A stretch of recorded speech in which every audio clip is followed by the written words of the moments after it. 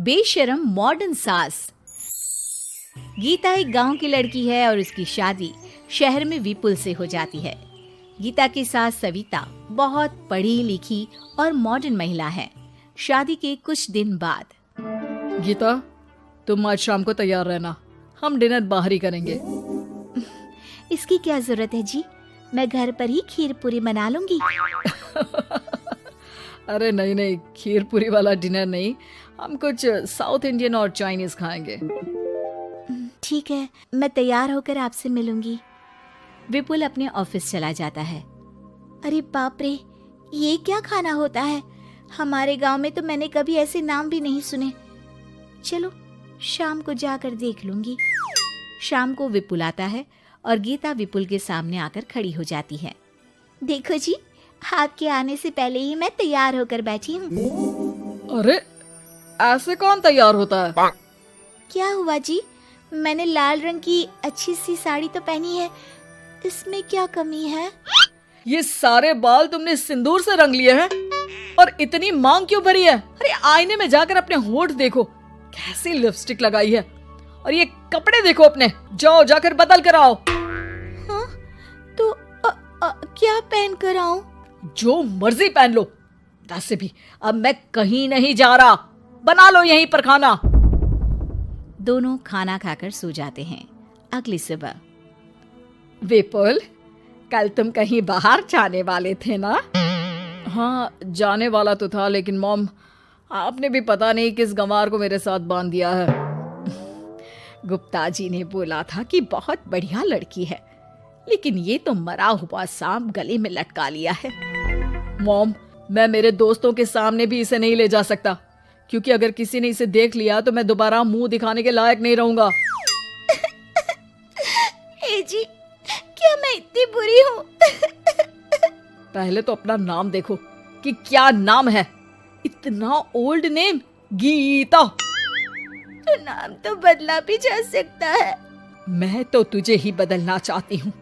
मेरा बस चले तो तुझे आज ही बदल दूं। माँ जी, आप ऐसा क्यों कह रही हो?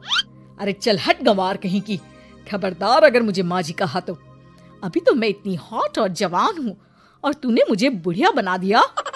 माँ, मैं तो ऑफिस जा रहा हूँ, थक गया इससे।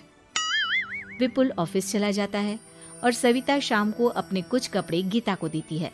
गीता, आज तुम्हें आखिरी मौका दिया जा रहा है। अगर तुमने कोई गड़बड़ की तो मैं तुम्हें घर से निकाल दूंगी। ये कपड़े पहनकर बाहर आ जाओ। ये तो जींस है माँ जी। हाँ तो क्या हुआ, पहन ले। गीता जींस पहन लेती है, लेकिन वो उन कपड़ों में बहुत ज्यादा असहज महसूस करती है। आज मेरे साथ बाहर चल, तुझे शहर के तौर तरीके सिखाऊंगी, लेकिन ध्यान रहे कि जैसा बताऊं ऐसा ही करना है। सविता गीता को लेकर मैकडी पहुंच जाती है और वहां 2 बर्गर मंगाती है। माँ जी, ये क्या है? माँ जी नहीं मॉम, बर्गर है ये, चुपचाप खा लो, मेरी बेइज्जती मत कराओ। और जींस को बार बार पकड़ क्यों रही हो और इस टॉप को नीचे क्यों खींच रही हो? मत करो ऐसा, नहीं तो सब समझेंगे कि तुमने ऐसे कपड़े पहली बार पहने हैं। गीता बर्गर को हाथ से तोड़कर खाने लगती है। सविता गुस्से में वहां से आकर कार में बैठ जाती है। गीता भी पीछे पीछे आती है। मॉम, क्या हुआ? मैंने तो अब कुछ भी नहीं किया है। चुपचाप गाड़ी में आकर बैठ जाओ। सविता गीता को लेकर घर आ जाती है। अगले दिन, गीता, मेरे कुछ फ्रेंड्स आने वाले हैं, तुम किचन में जाकर तैयारियां करो, और भगवान के लिए आज ऐसा कुछ मत करना कि मेरी नाक कटा दो। मैंने भी ये शॉर्ट्स पहने हैं, तुम भी अच्छे कपड़े पहन लेना। सविता के फ्रेंड्स आ जाते हैं और गीता तैयार होकर नाश्ता हाथ में लेकर बाहर आती है। इस गंवार ने ये क्या पहन लिया? गीता ने एक शादी वाला लहंगा पहना है और वो उसको संभाल नहीं पा रही है, जिसकी वजह से वो नीचे गिर जाती है। सारी फ्रेंड्स हंसने लगती है। सविता ने गीता को कस के 2 थप्पड़ लगा दिए और उसे हमेशा के लिए घर से निकाल दिया। मैंने आज गीता को उठाकर घर के बाहर फेंक दिया है।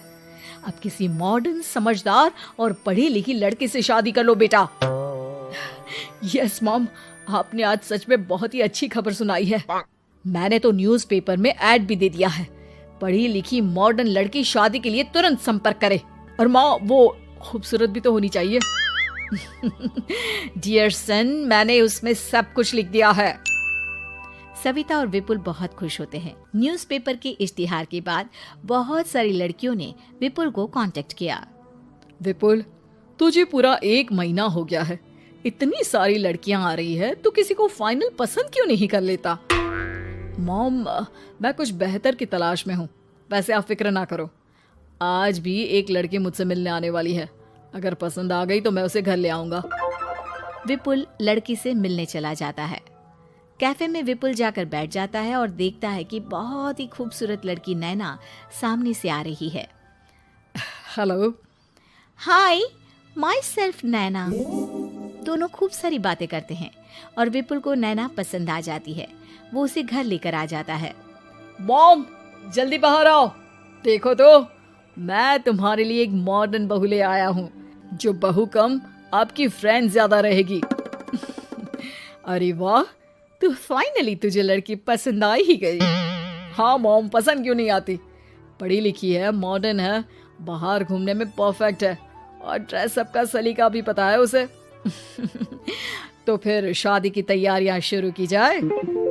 ओहो मॉम, मुझे वो सब नहीं करना है। बैंड बाजे एंड ऑल।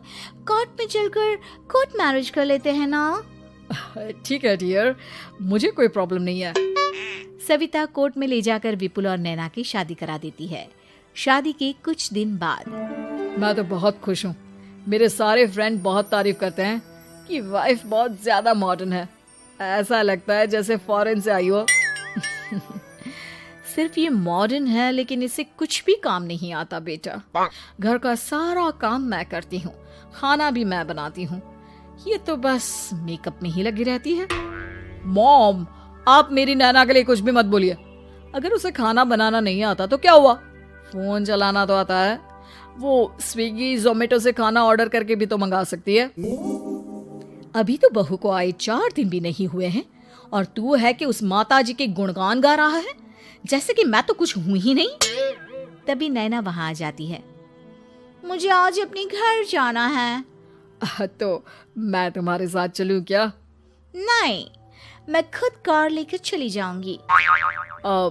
नैना बेटा, मैं सोच रही थी कि हम भी तुम्हारे पेरेंट्स से मिल लेते हैं, क्योंकि आज तक हम मिले ही नहीं हैं। मॉम, मेरे पेरेंट्स से तो आप पहले ही मिल चुके हो।